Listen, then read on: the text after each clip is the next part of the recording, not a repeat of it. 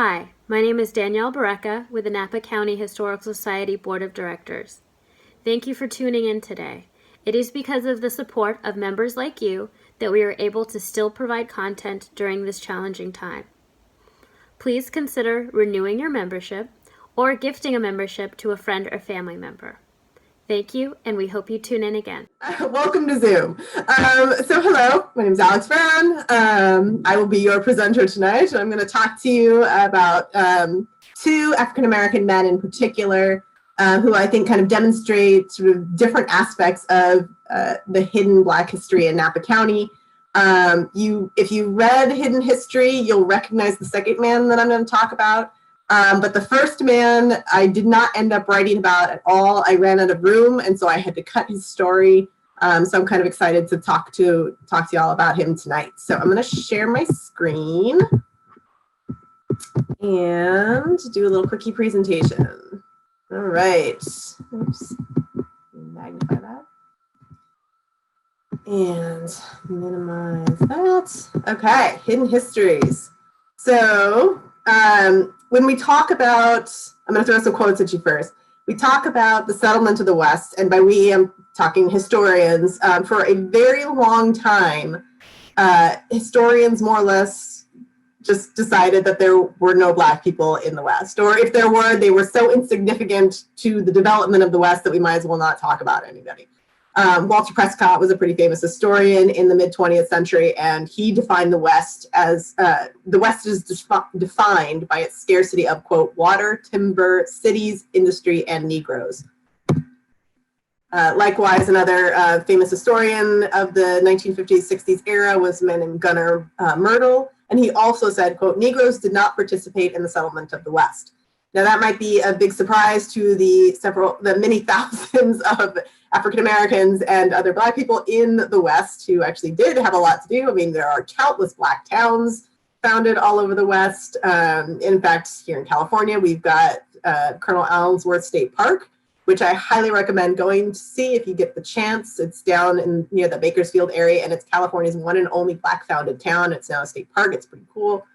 And in fact, in California, even during the gold rush era, there were several hundred estimated African Americans working in the gold fields, many of them as enslaved people. So I will beg to disagree with these white men historians.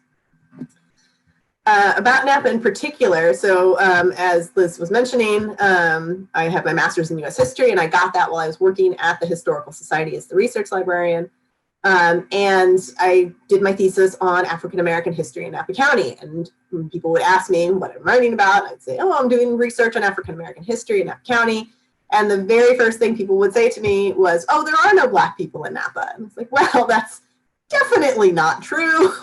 I know there are not a lot of us. And in fact, in the 2000s, there were, a couple thousand of us in the county, but we've been here since before a lot of the white people even got here. So that's definitely not true.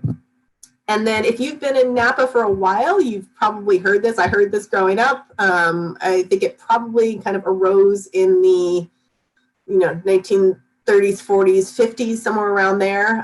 Sort of the old joke, so to speak, is that the origin of the word Napa is an acronym for No African People Allowed. Napa actually was most likely an indigenous word, not a horrible racist acronym. But the kernel of truth in there is that Napa County was, for much of the 20th century, a sundown town.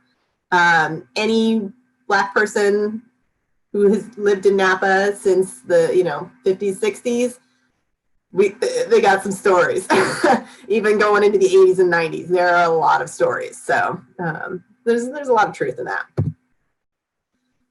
Okay, so the first man I'm going to talk about is a man named Anderson Norris, who unless you are a deep nerd of mid-19th century California history, you have probably never heard of this man.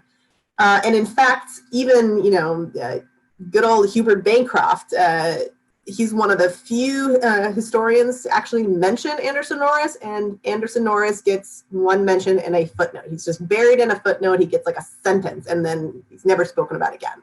So there's really not a whole lot on Anderson Norris, but I think he's actually pretty important. So the story of Anderson Norris starts in California in 1843. Nothing is known of Norris's life before that, only the months leading up to his death. Where he came from, who his people were, his life story, all are lost to time. But this is what we do know. Norris was an African-American cook on the USS Cyane, a sloop of war commissioned in 1837. The ship arrived on the California coast in October 1842 after false news broke out about war being declared between the US and Mexico. The Cyane, the USS Dale, and the USS United States temporarily captured Monterey, which was not a very difficult feat since the fort was old and only had about 58 Mexican soldiers guarding it. The soldiers surrendered to the 150 Americans until the next day when the Americans realized war hadn't actually broken out and the British were not on their way to take Monterey. The American sailors uncaptured the city, let the Mexican garrison go, and pulled up anchor and sailed out to sea. Needless to say, the Mexican government was not too pleased, but unfortunately they did not have the political, financial, or military clout to do much about it. So this map was done in 1847, which was about 3 years after Norris's time, but you get a good sense of kind of what's happening sort of politically, geographically. At the time Norris shows up into California, Mexico has been free from Spain since 1821, but they never managed to make themselves financially sound. So they've got a lot of land and much of it is very sparsely populated. They don't even make it up to establish a mission in Sonoma County until 1823. They get the ranchos in starting in 1836 with George Aunt. So there's a lot of land that's still mostly populated by indigenous people in the 1830s and 40s. By the time Norris gets here, Monterey is more or less the capital of Alta California. And Alta California is basically everything from Baja California north. And Monterey in particular is the capital of sort of the California area. And in charge, or sort of the default leader of the California part of Alta California was Mariano Vallejo, who you should all be at least vaguely aware of Mariano Vallejo. We'll get into him in a sec. So this is the USS Cyane in 1846. The Cyane was captained by a man named C.K. Stribling, who was a harsh taskmaster who did not tolerate misbehavior or anything that he decided was misbehavior. One Christmas during his tenure, several sailors spent their shore leave getting very drunk. When they returned to ships, Stribling had them charged with mutiny and punished with 100 lashes of the cat o' nine tails. In other words, it was not a fun place to work. In spring 1843, the Cyane was anchored at Sausalito for refitting, and Norris and some of his shipmates spent their shore leave getting really wasted. Perhaps recalling the whipping of their shipmates, Norris and two other sailors decided not to return to the Cyane. That was the fateful decision for Norris. Stribling requested General Mariano Vallejo have the men captured and returned to Yerba Buena, what is now San Francisco. And Vallejo sent his brother, Colonel Salvador Vallejo, in his stead. Salvador is the man in the center of this photo, holding his finger up. Salvador also owned property in Napa. He owned two big ranchos in Napa. Norris's comrades were quickly captured, but he eluded pursuit. Somehow he connected with an American named Ezekiel Merritt, who was a fur trader and a hunter, also known as Stuttering Zeke, who was nearby. The two went north and ended up near a southern Pomo encampment near Clear Lake or Calistoga. Merritt was not an easy man to like. A ship's surgeon once described him as, quote, a brawny, stern man of 40 years age. He is hard-featured, has bloodshot eyes, and a particular stuttering speech. His whole appearance and manner was that of a man moved by a revengeful, intoxicating passion. Norris was about to feed that vengeful nature quite a bit. Eventually, Salvador Vallejo tracked Norris down. There was some kind of altercation, and Vallejo shot Norris and then had his soldiers run him through with their swords. Merritt protested the execution, and his attempted intervention earned him a beating with a ramrod. We don't, unfortunately, know what happened with Norris's body, but the Americans weren't happy about his death. Mariano insisted Norris had pointed a gun at Salvador, and then who shot him in self-defense. Swords were, he claimed, only used to hasten Norris's death and prevent him from prolonged suffering. Scuttlebutt on the Cyan was that Salvador murdered Norris in retaliation for the October incident in Monterey. Remember, Norris was on the Cyan at the time that they took Monterey. Stribling, by the way, that scuttlebutt was never confirmed or denied, but that was the rumor. Stribling demanded reparations for the homicide he pressured the Californians into perpetrating. Good old white privilege. The white Americans latched onto Norris's death as an excuse to prepare themselves in defense against the Mexican military officials coming after them.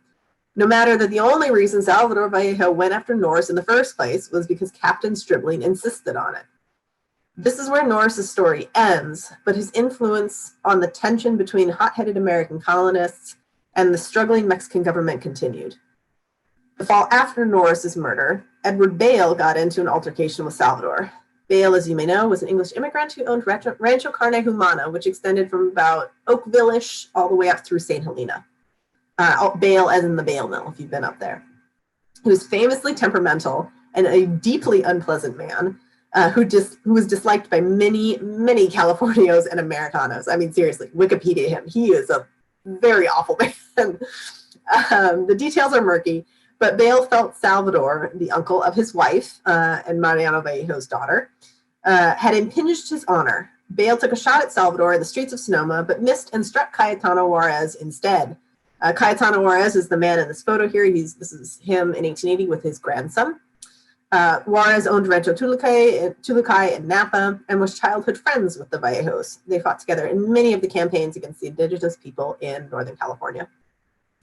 The attack by Bale resulted in mild injuries of Juarez, but the Southern Patwin, who were attached to the Sonoma mission and very well connected to the Vallejos, led by Chief Semieto, who's also known as Chief Solano, took great offense at Bale's actions. They surrounded him and tried to lynch him for his crimes. His life was spared only by a hasty intervention by the Vallejos, who had him arrested and imprisoned instead. Merritt and Benjamin Kelsey. Kelsey was part of the first wagon train that came into California.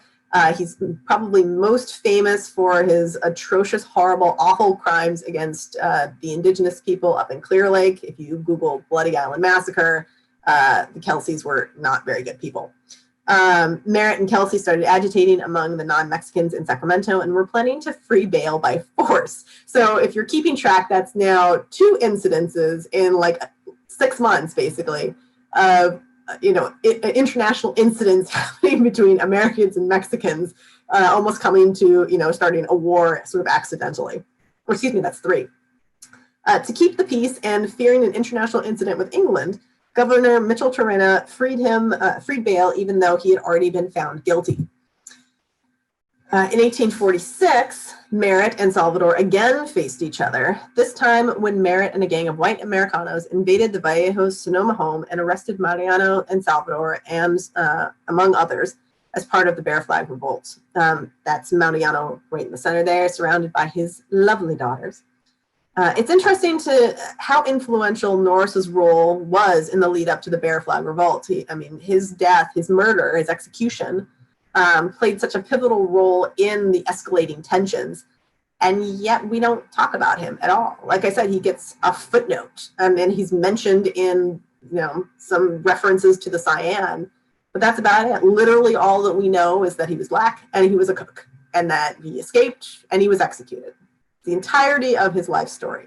And I guarantee you, if he had been a white man, we would know everything there was to know about him. We would know where he came from and how old he was and whether he was married and all this information. But he was a Black man, an African-American man, and so therefore he didn't count. And nobody just took any information about him. Nobody paid any attention to him and just erased him from the record. Not anymore. Okay, Harry Drinkwater.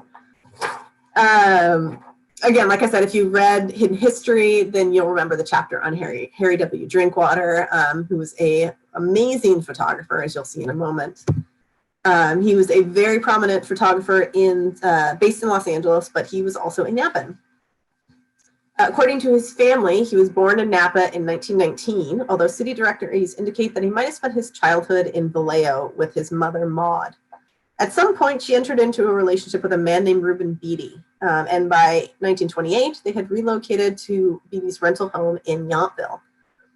Beatty was a veteran of the Spanish-American War and had several grown children from his earlier marriage to a Filipina immigrant, Buena. Maud also had several children from a previous marriage, and one of those was Harry. It's unclear if Maud and Reuben were married or just living together, but he and Harry did not get along at all. In 1931, Reuben and then 12-year-old Harry got into some kind of argument over a radio station, which then grew into a much bigger fight between Reuben and Maud, which escalated to the point where Harry ended up shooting Reuben in the leg with a .22 caliber rifle. Harry then told the sheriff, when the sheriff showed up at the property to figure out what's going on, Harry said that Reuben had been about to hit his mother, and he shot him in defense of his mother. Reuben recovered, and Harry fortunately suffered no serious repercussions, barring a brief stint in juvie.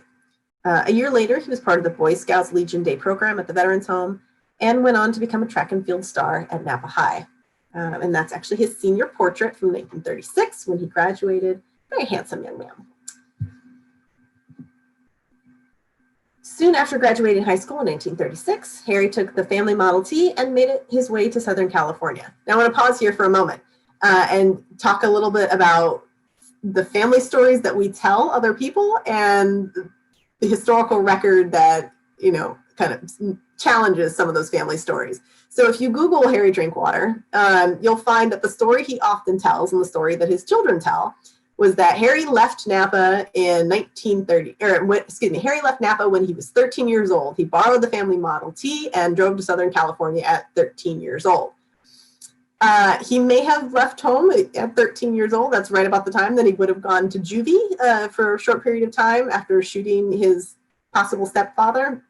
But he certainly did not leave home. I mean, we can find him. There's newspaper articles about his track and field work. He's in all the yearbooks. You saw the senior portrait photo of him with his signature. If he left home at 13, it was not for very long. And he certainly did not move to Southern California at 13 in his family's Model T. So I expect that he did that moving after he graduated high school. And I don't know why he decided to tell people he did that at 13. But it's kind of an interesting little, conflicting narrative there. Anyways, when he enlisted in the Army in 1942, he had 1 year of college and listed his profession as actor. He toured with an all-black regiment and later used to joke that while stationed in Weymouth, England, he danced his way through the war. He apparently really loved dancing and danced all the way through his 90s. He was constantly being seen dancing, which I think is so cute. With the aid of the GI Bill, he attended the Fred Archer School of Photography. From 1947 to 1955, he was a photographer for two Los Angeles-based Black newspapers, the Eagle and the Sentinel. Eventually, Harry settled in Venice Beach. His photographic work documented post-war Black Los Angeles, jazz and beatnik scenes, and mid-century modern architecture throughout the Southland, as well as his own personal photos of Venice Beach.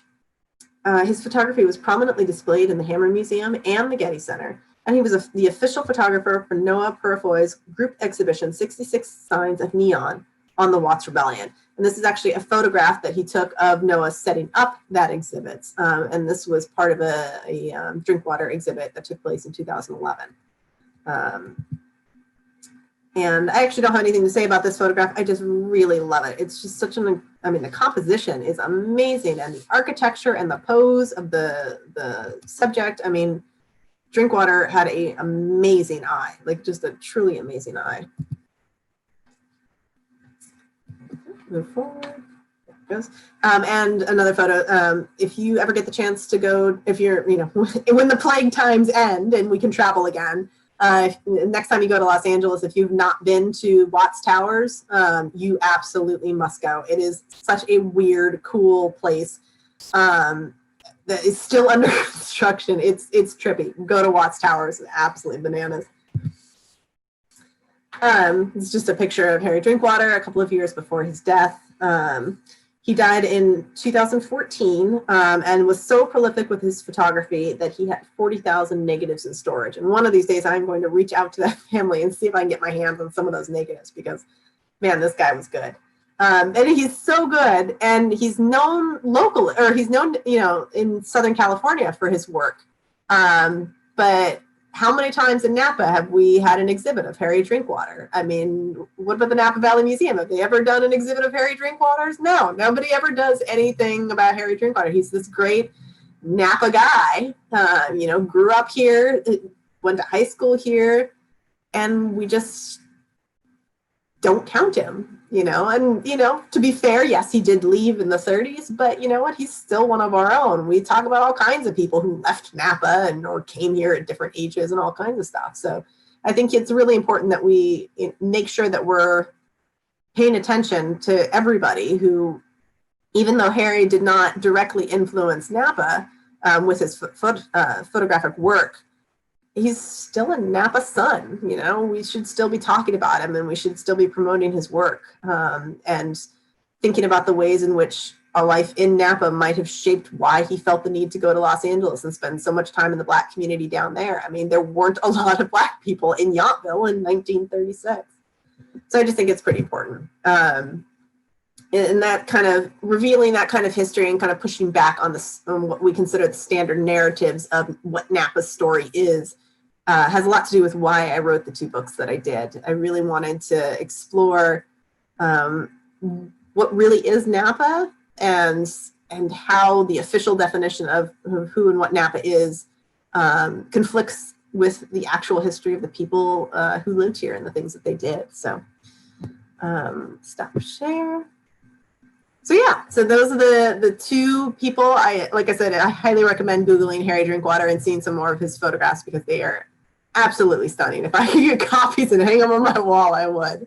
But yeah, so that's my presentation on the two Black men you probably haven't heard too much about, and I hope we can keep talking and learning more about them.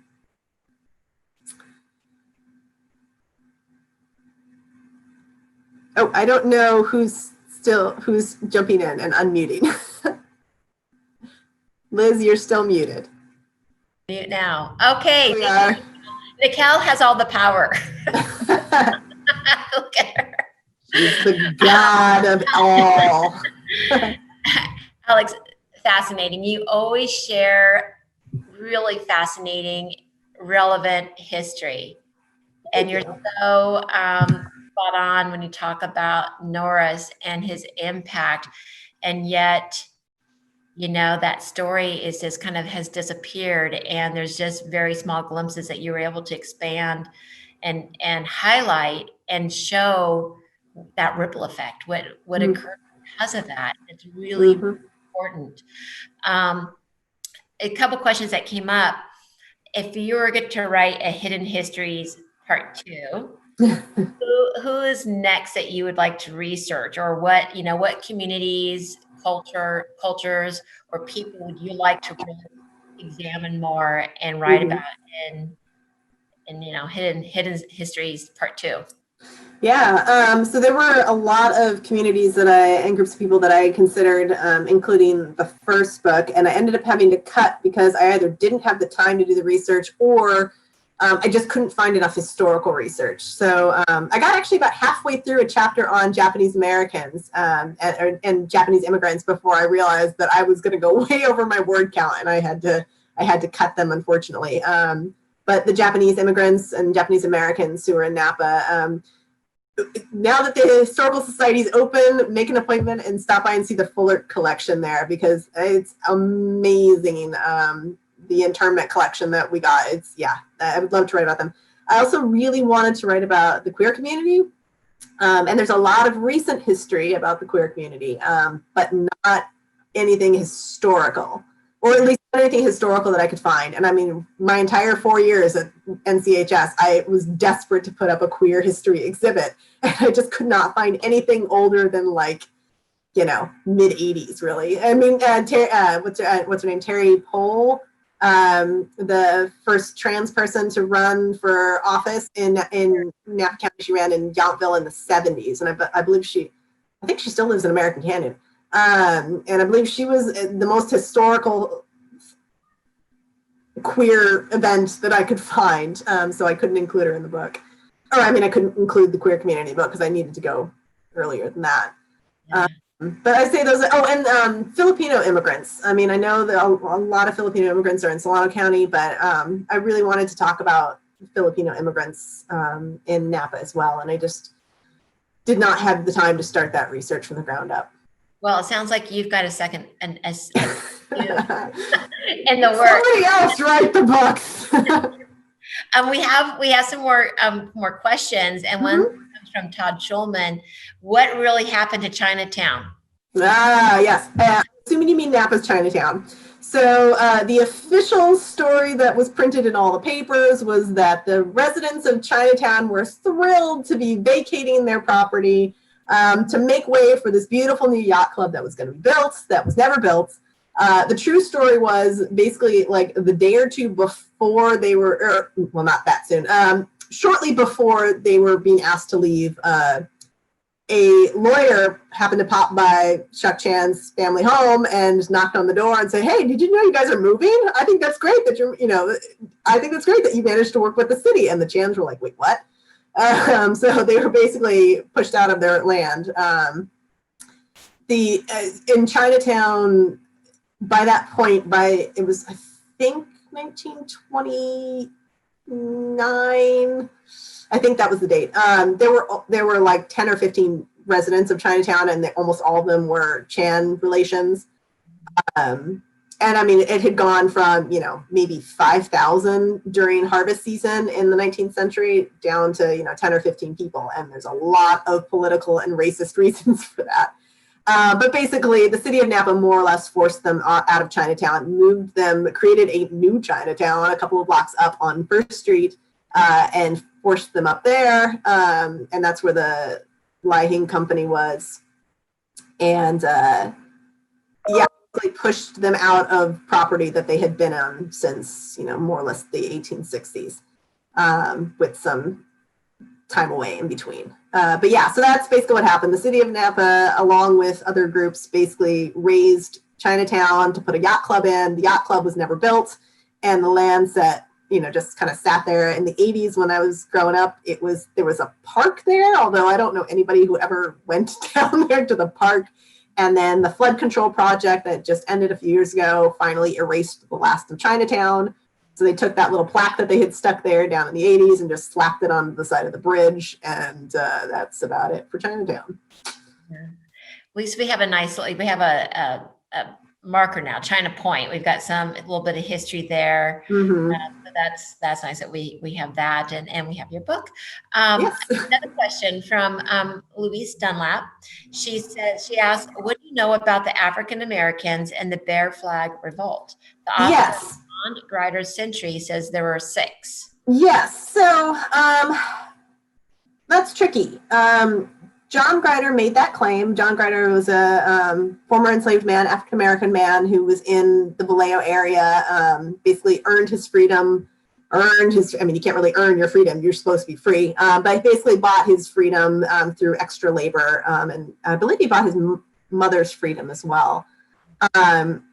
He claimed to an early Black historian, to the first Black historian of California, named Delilah L. Beasley, and she basically went through in the 1919, and interviewed early Black pioneers who were still alive. And she interviewed John Grider, and he claimed that he and several other Black men were part of the Bear Flag Revolt, and that he acquired the paint for the flag and all the stuff. It has never been verified. But that also doesn't mean it didn't happen. I didn't include it in the book because I just did not have the resources or the time in order to do that kind of deep dive and to figure out if it was true or not. There are some people who very strongly believe that it was not true, and there are some people who strongly believe that it was true. I'm more interested in the fact that he felt the need to tell that story in the first place. I think it's a really interesting thing that he wanted to tell that story. I'd be really interested I tried tracking down the names of the men that he mentioned, and they weren't mentioned in any census records. But again, It doesn't mean anything. A lot of Black people in the early days of California were not recorded in the census. In fact, one of my favorite women I found a little mention of her. Her name was Elizabeth Brooks. She died in Napa in the late 1800s, and she was 106 years old. She appears in one census record. She was listed as white in that census record, but she was brought in as an enslaved woman into Napa in the late 1840s or early 1850s. But she's not mentioned on any of those early census records when I know she would have been there. So the answer is I don't know. Maybe. I doubt it. But I would also not be super surprised. But I do think it probably wasn't entirely true, I guess is what I would say. Yeah. So we have a comment, which I'm going to lead into a question from Joseph. Says, Judy and I were fortunate to spend some time working with Alex. Yes. We remember that? Hi. The story of Aaron Rice and his family. In that regard, we just want to say hi. But, the Rice family is somebody, can you share a little bit about the Rice family? Sure. Speaking of enslaved people in Napa, the Rice family, I don't know if you've ever heard of the Archie Lee case, but it's one of the big early slave cases in California. The real sort of quick and dirty version of it is that California was a free state. And by that, they basically meant that if you were an enslaved person, you just didn't show up on any records because we had a lot of slaves in California. And they didn't do much to enforce the, no slaves. You came in, you could bring your slaves in by having them sign an indenture contract or bondage contract. But you can't really consent to sign anything because you're enslaved and you're probably not literate. So when your person who owns your life says, put your ex here, what are you going to do? Say no? So the Rice family was brought in. They were brought first from, I think, South Carolina to Missouri and then to California. And it was Charlotte, Aaron, Charlotte and Aaron, and Aaron's parents, Robert and Dilsey, and Aaron's two sons, Louis and Nathaniel. Came to California.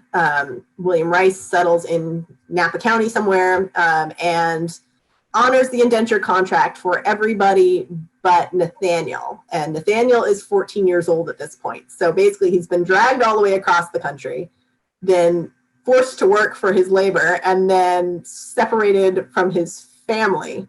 So his father, takes William to court. But because it's California, people of color, only white people basically can testify in court. So Aaron cannot defend his own case, and William Rice wins the case and gets to keep Nathaniel. William Rice then sues Aaron for perjury, and again, Aaron cannot defend himself in court, so the court sides with William Rice. And in exchange for his labor, there's a $500 bail. And two other prominent African-Americans in the area, a man named Edward Hatton, who is all over he shows up in the late 1850s, and he is all over Napa's history through the 80s. The Hatton family was very prominent in Napa and very prominent in Black civics and all this kind of stuff. And another man named John Sinclair worked off the labor, basically in exchange for paying his bail. And eventually Nathaniel was free, and the Rice family remained in Napa for many years. Robert became the pastor at the Black church, and so they were all over. They owned property out sort of where Napa State Hospital is now. Very good. And that is for those, just share on a side note, Mary Fullerton, who was on, she just sent me a notice saying she got kicked off from Zoom, and so she's not able to connect now, but she's doing a special project called the Tulip Project. And this derived from a tour that I was giving at Tulip a year ago, Halloween, and she was the former executive director for the Napa Valley Shakespearean Theater here in Napa. And so they have done a short film, and they're doing a series of short films, and they're doing one on the Rice family. So I'm excited to see them bring that history alive, what they just did recently. Yeah, they've done way more research they've gone like way more than I had a chance to do. So I'm very excited to see what else they've dug up.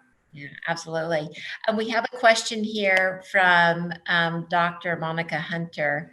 She says, when you're doing your research on African Americans in Napa, did you find in the school records or other Black families in the Valley communities? Do the school records help in your research also? I didn't actually get too much in the school records. Well, let me put it this way. There are some school records at like St. Helena Historical Society and Napa County Historical Society, but not like lists of children. And the schools themselves definitely don't have anything, at least not that far back. And there were some instances where I tried to do some research. Like there's a photo of Irene Vesey or Vesey. I'm not sure how to pronounce her last name. The Vesey's, probably Vesey's, were the one and only Black family up in St. Helena for a couple of decades in the late 1800s. And tragically, basically all of them died except for the wife. She lost like 4 children and her husband in the space of like a couple of years. It was really tragic. There was a big tuberculosis outbreak that took out a lot of African Americans in that time. But there's a school photo of Irene Vesey in the NCHS collection. It's from St. Helena. All the children are named on there. And I sent the photo to St. Helena Historical Society trying to figure out what school it was. And they couldn't identify what school. They couldn't figure out what school it was. Although there were few options. So in that sense, like I did actually find, I went through the school photos to find children, but there, as far as I know, no super old school records with lists of children. I will also say that the Napa Register would print the kids that got on the honor roll. And when we had a colored school in Napa, it operated out of the Black church. There was a couple of times where the children that made it to the honor roll from the Black school were listed in the newspaper. So I got some names from that too. There was, in your book, I recall you talk about a time where there was actually a pretty good number of African Americans that lived in Napa, and then they kind of just left. There was, a lot of people moved. Can you talk about that time period and the reasoning for it? Yeah, so there's basically 2 causes to the drop in population of African Americans. One is death. A lot of the generation that came in the 50s and 60s and 70s were either enslaved people or were middle class African Americans from the East who were intentionally trying to make Napa and California really, a haven for Black people. It was an intentional decision to come west and build Black communities out here. And their children were the generation basically that either, like I said, I mentioned earlier, there was a tuberculosis outbreak that took out a lot of African Americans in the late 19th century, a lot of the Napa African Americans, mostly because, it's such a communicable disease and they all went to the same church and they all socialized together. So they just basically passed it around. And then the other was they left. And they left because that glass ceiling for African Americans was very, very, very low. You look at the jobs that African Americans could do in Napa County. And I mean, at first, when they first came in, you could be like a barber and you could have these skilled trades and blacksmith and all these kind of things. Midwife, if you were a woman, you basically got to be a midwife. That was about it, or a domestic servant. But as time progresses, there are fewer and fewer options for people of color. I mean, you can't go to the business school once you graduate high school. Like, you can't. So you could be a porter. If you were a man, you could be a porter or like a janitor, or you could be like a gardener or chauffeur. If you were a woman, you could be a domestic servant, or you could make cash on the side as a midwife. And those are your options. If you do not want to be a porter, tough luck. And so a lot of them left because San Francisco offered more options, or Sacramento offered more options, or like Harry Drinkwater in Los Angeles. Not even just economic options. There are more Black people in San Francisco We did not have any Black-owned pharmacies. We did not have a Black neighborhood. We did not have Black arcades. We had a Black-owned restaurant for about a year, but everybody went to that. So, Yeah, that kind of answers it. We have 2 comments I'm going to share, and then have a last call for any questions. So, and there's 2 questions that got sent to me privately too, or one question that sent to me privately too that I'll ask or answer to when you're done. Great. Okay. Well, just going to say that Karen Garcia, she says the diner, which we all love the diner in Napa back then. I still miss the diner to this day. And Yountville was a hangout place for the LGBTQ community during the 80s and 90s. Mm-hmm. And I'm just going to add on top of that, the LGBTQ Connection has a support group for older adults who are LGBTQ or LGBTQ advocate to that. But you can always also interview Alex if you want. Travis is a great connection for that. I'm sure they have lots of stories that they're now hopefully willing to share and feel comfortable sharing. Lauren Muscatine says, I found Alex's book fascinating and informative. Is doing much for me to bring stories of cultural diversity and contributions to my project, the Napa Valley Seed Library. Since so much of civil unrest is based on land ownership and who ends up working the land for profit, I'd like to ask Alex what overarching themes she discovered in the connection between land ownership and farming the land. Great question. Oh, that's an interesting question. I've never been asked that before. Let's see if I can answer it. This is actually, the more I think about this, it's a really big answer. You can go all the way back to the indigenous people and look at and one of the most interesting things that I discovered when I was looking at the restaurants book, and I was looking at indigenous foodways, and how they kind of overlapped with Spanish and California foodways, and kind of the mix of Mexican food and indigenous foods and all that kind of stuff. I knew that the Wapo and the Southern Patwin and many nations in California did burnings and cultivation, but I did not realize the extent of the cultivation that they were really doing. They were managing this land, not just like, look, there's trees and we're burning the land. Like, they were cultivating the land. They were it's agriculture. It may not be agriculture like we think of from the Mesopotamian period, but it's agriculture. They were using this land in very intentional ways.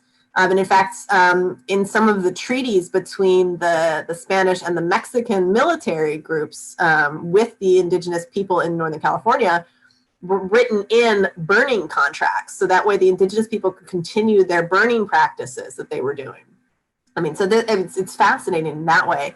And then, of course, you get the Spanish/Mexican rancho period where everything turns into cattle and sheep and horses. And they're just running them. Nothing's fenced. They're just running cattle everywhere. And, indigenous people working as laborers, not only on the missions, and I use laborers in the very loosest sense of the word. They're more or less enslaved people, but they're working the missions. And then the ranchos, they're working the land in a different way from when they worked it, when they actually lived on it.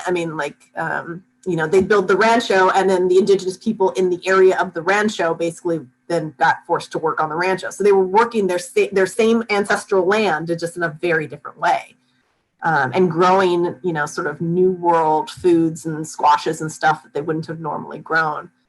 And then you just kind of keep moving forward, and Napa was very cattle heavy. Anybody who's from Napa or, from the 70s or 80s probably still remember. I still remember the cattle. It's really interesting. Even the African Americans in the 1860s, we had 10 African Americans who owned property of 10 acres or more surrounding Napa County, which we never talk about. But and they're growing wheat and they're growing all this stuff. Back to the indigenous people again, they were actually the first migrant laborers in Napa County before the Chinese. The Pomo came down from Clear Lake in the fall to harvest the hops, and they would just kind of make the root and do the harvesting. And then came the Chinese, and then came Mexican and Latinx immigrants. And we just keep cycling vulnerable, marginalized people through to work the land and make money for all the rich old white dudes on the land. And I think it's a really interesting, really interesting topic. Yeah, wonderful. So you said you had 2 questions sent to you privately, and just let you know it's 7:53. Okay. Actually, it was only one question. Somebody asked me, was there ever an archaeological dig in Chinatown? And I don't think so. I don't know, actually. Shelley's nodding her head yes. So I don't know anything about, I mean, I was too small at that point. So sounds like there was. Shelley, do you have a comment you want to share on that? If Nikel can unmute you. I can, yeah. Oh, sorry. Okay. Just me. Yes, there has been Chinatown. It was a small excavation, but there was a whole period in the 70s when a great deal of Napa, a lot of different points of Napa, because of the building up of Napa, that's when CEQA and a lot of the rules from the 60s and 70s came into play. And so archaeology had to be done with road work and all kinds of changes. And so, yes, there has been not huge amount, not like, Chinatown in Sacramento or anything like that, but there has been there's a series of excavations, and the artifacts are at the archives in Sacramento. Mm-hmm. And I know the Chan family descendants there's still several descendants in Napa County. And I don't know what kind of artifacts that they have, but I know that they have photos and all kinds of stuff, the descendants that are still here. So the Chan family is really interesting in them, and they got relatives all over the world at this point. The first Chinese lawyer in California was one of the Chans. I mean, yeah, interesting family. Yeah, wonderful. Okay, so last questions. We're at 7:54 right now. I just want to respect everybody's time this evening. If not, I want to say that we also have another board member, Danielle Barreca, who we're going to hear from Danielle in just a minute, just a 20-second clip invitation. And I see that we have County Supervisor Diane Dillon, who's also a local historian. She's been working on a book also, which we look forward to. Just kind of busy. She's chairing the Board of Supervisors, and it's been a very, very challenging year, as we all know, especially for our Board of Supervisors in our county. So let's see here. You can purchase Alex's book. I know it's available on Amazon, but you can buy it through the Napa County Historical Society. And we can, I don't know, do we have any signed copies in the library, or do we need to get some signed copies from you? We don't have any. Okay. Signed, but I'm coming up for the holidays, so I can always. Okay. So we can get a signed copy, because we all know she's just going to get more and more famous. So get a signed copy now. It's going to be worth something. And if anybody cooks anything out of the recipe or any of the recipes out of my restaurant's book, please tag me in the photos. I really want to see the weird stuff that people end up making. So let's hear from Danielle Barreca, and I'll just I'll serve this up a little bit. We are, December, we're coming to the end of this year that's going to go down in history. We all know we're living history. It's challenging history. It's sometimes some of these challenges expose needed vulnerabilities and areas that we really need to look at. And I will say that looking at social equity, the pandemic has highlighted that in terms of those who are most vulnerable, just as prior pandemics have done with smallpox and what you were talking about too, Alex, earlier with disease, tuberculosis. And so not to say we wish this on us any longer than we need to, but let's take this living history that we're living in and learn from it. And we can look back at the history and look at those parallels. But as we're ending this year, just want you, if you're not a member, we invite you to be a member. We have different membership levels. You can just go straight onto our website. If you're a member and you'd like to renew, please renew, because we are increasing our memberships, and we're also increasing the variety of membership that you can be a member at. Not all levels. The senior membership annual is still $30, as student also, but we're offering offering some more membership levels, and we're increasing some of those membership levels to support the mission and our ongoing work here. So again, please consider membership, gifted membership. And at the end of your donation for your tax write-off, we are a charitable organization. We'd appreciate that. It's been a tough year on us too. We were closed the majority of this year, but we are open, so please come in. We are allowed, at least at this time, to have people here, and we've got this amazing timeline and exhibit. Our next lecture is going to be retired Judge Ray Guadani. He has a new book that's coming out in January called The Long Road to Justice, and it's about the Fagiani murder. Ooh. Will be really interesting. Ooh. Yes, and you can sign up on our website. I'm trying to get the date again on that. I should just know this. I want to say it's January 8th, but now I'm not sure. Oh, yep, Friday, January 8th. So please sign up now for that. And don't be a stranger. You can buy books. We have our online store. And again, thank you everybody for this evening. Thank you for supporting the Historical Society. And Alex, thank you. We miss you. Can't wait to see you when you come back. Thank you so much for having me. Have a distant coffee or something. Yes. Okay.